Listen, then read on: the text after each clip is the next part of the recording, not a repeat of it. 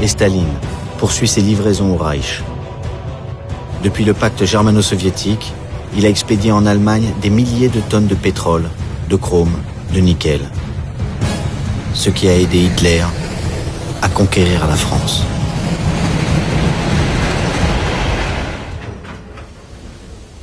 La dernière livraison a lieu dans la nuit du 21 au 22 juin 1941.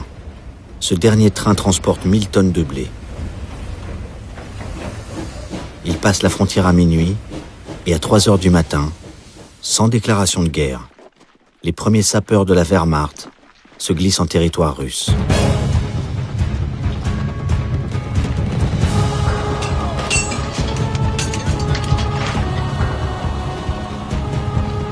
Derrière eux, 153 divisions allemandes, mais aussi finlandaises, roumaines, slovaques, hongroises, et même une division franquiste espagnole.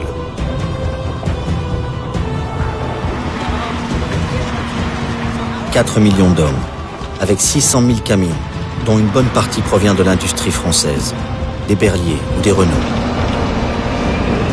Et 4 000 chars, 7 000 canons.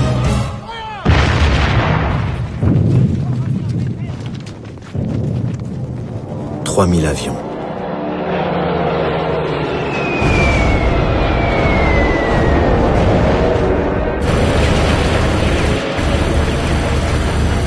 Dans les premières minutes de l'attaque allemande, 1500 appareils soviétiques sont détruits au sol.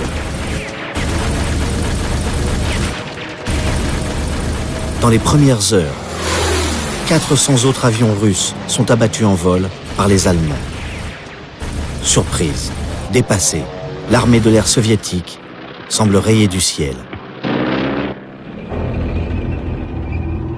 L'offensive allemande se déchaîne sur 3000 km dans 3 directions. Au nord, l'objectif idéologique, Leningrad, la ville de Lénine, le berceau de la révolution russe, aujourd'hui Saint-Pétersbourg. Au centre, l'objectif politique, Moscou, la capitale de Staline. Au sud, l'objectif économique, Kiev et l'Ukraine. La Pravda, le journal officiel du Parti communiste, annonce l'agression fasciste. Mais où est Staline? Il se cache, horriblement déçu et paniqué par les premières nouvelles catastrophiques de la frontière.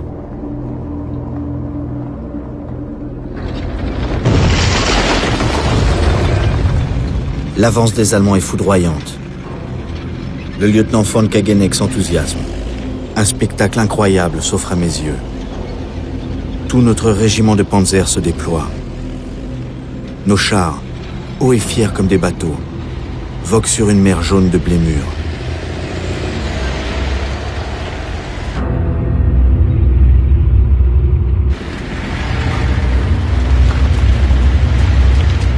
Rien ne peut résister aux panzergrenadiers à qui a été martelé.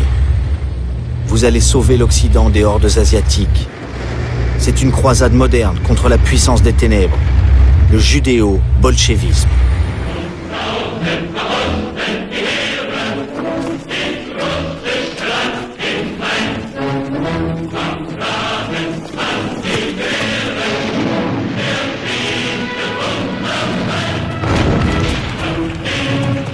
Les Allemands ne peuvent plus se laver ni se changer. Pour eux, comme pour l'ennemi, les poux, les punaises, la gale rendent fou et apportent le typhus. La grande armée de Napoléon avait perdu un tiers de ses hommes à cause du typhus. Mais la Wehrmacht réussit quand même à avancer jusqu'à 30 km de Moscou.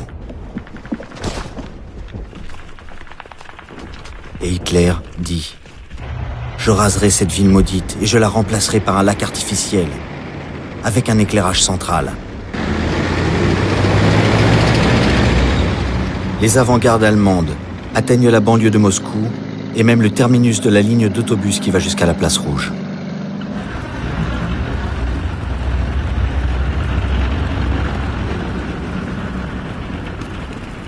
Pendant que l'armée soviétique contient cette avance allemande, Staline, a ordonné de maintenir le traditionnel défilé pour l'anniversaire de la Révolution.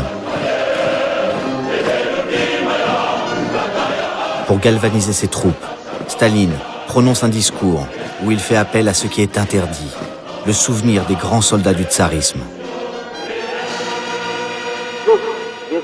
Soyez dignes de vos glorieux ancêtres. Le vainqueur des Teutons, Alexandre Nevski, des Tartares, Dimitri Donskoy, des Turcs, Suvorov, et de Napoléon, Kutuzov. Staline a organisé la défense de Moscou avec le plus brillant peut-être de ses généraux, un spécialiste des chars, considéré comme l'équivalent russe de Guderian. Zhukov, 45 ans. Zhukov a de la chance. L'espion soviétique Sorge a révélé que le Japon, pourtant allié d'Hitler, avait décidé de ne pas attaquer la Russie parce que son principal ennemi, c'est l'Amérique. Du coup, Zhukov peut dégarnir ses forces d'Extrême-Orient. Il fait venir les divisions de Sibériens, bien équipés. Les Sibériens ne craignent pas le froid. Ce sont des hommes des bois, rompus à toutes les ruses. Ils ont emmené leurs skis et leurs rennes avec eux. Et leur gibier, cette fois, c'est l'allemand. Zhukov veut prendre la Wehrmacht en tenaille.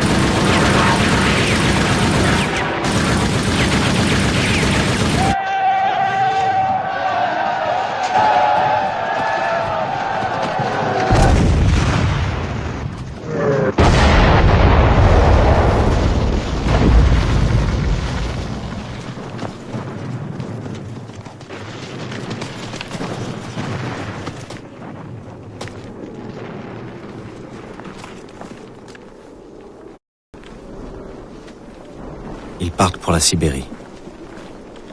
Et ils n'ont pas fini d'avoir froid. 1 sur 10 seulement reviendra au bout de 15 ans.